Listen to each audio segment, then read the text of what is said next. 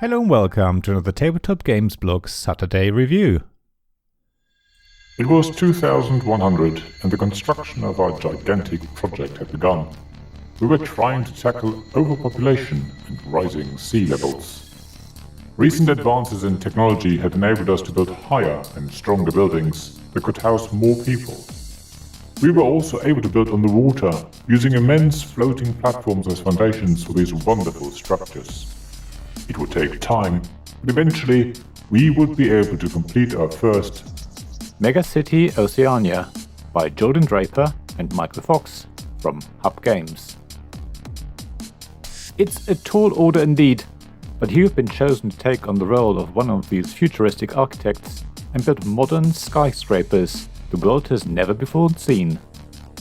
Acquire the right number and types of materials dictated by the strict blueprints, and then erect structures on hexagonal cardboard platforms, which you will then have to carefully maneuver into place.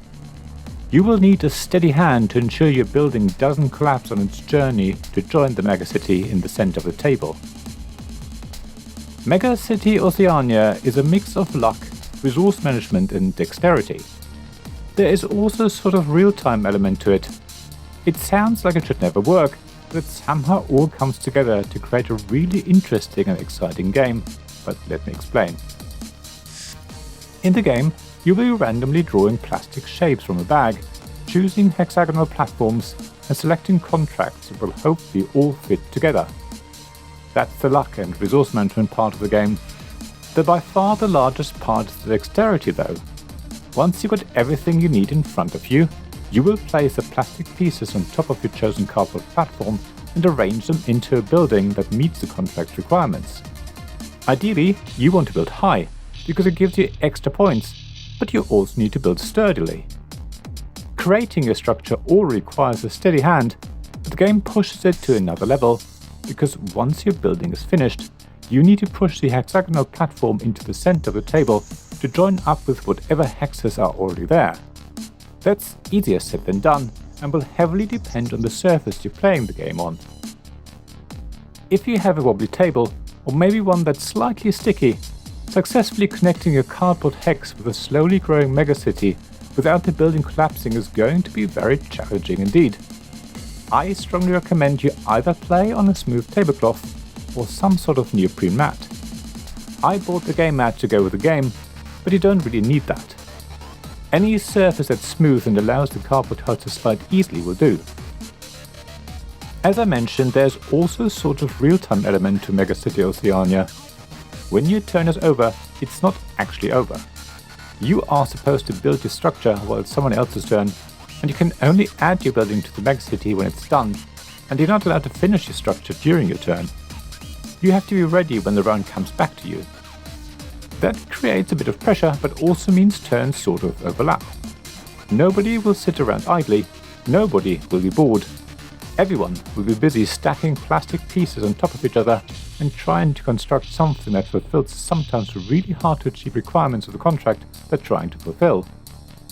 It can feel a bit frantic at times, and when rounds go really quickly, because everyone is building, you end up just drawing more pieces just so that you have taken your turn and can focus on finishing your structure again. Megacity Oceania can also sometimes feel like a multiplayer solitaire game when everyone is just focused on their own construction work. While one player has finished a building that is going to be taller than everything else in the megacity so far, everyone else still has their head down.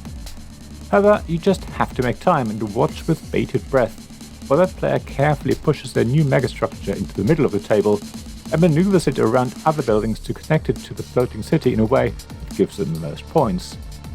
Just bear that in mind and make sure everyone gets the recognition they deserve for creating a wonderful building, and don't just get caught up in what you're doing. The floating city starts out as an empty central park tile and slowly grows as more skyscrapers are added. At the end of the game, the megacity you all built together just looks really impressive. You can't deny Megacity Oceania's table presence. It's visually very pleasing and will remind you of your childhood when you built structures out of wooden blocks. You can't help yourself but want to take pictures of the end result. The game is also very tactile by its nature. It's a joy to draw more plastic construction pieces from the cloth bag. They have a lovely weight and feel nice in your hand. It's so much fun balancing the tiles on top of each other and seeing how a new building slowly rises up right in front of you. Even the cardboard platforms have a good thickness and weight to them. It all comes together nicely and just feels wonderful.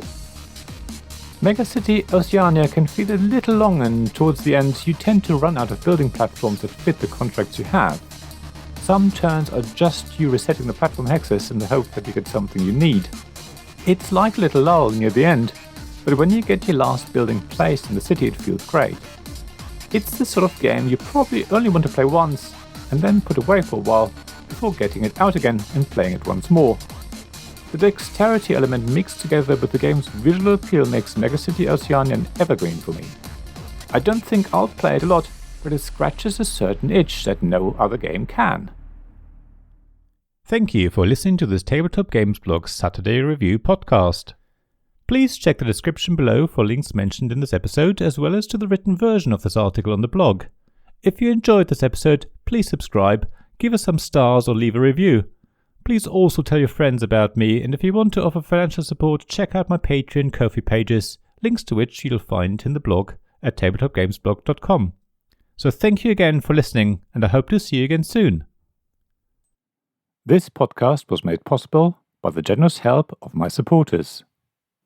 Royal Patron Sean Newman, Magic Champion John Risley, Castle Guards David Miller and James Naylor, Dice Masters Alex Bardi, Paul Grogan and Robin Kay, Shining Lights Gavin Jones, Vukasin Nizovic, Sarah Reed, Richard Simpson and Tim Vernick.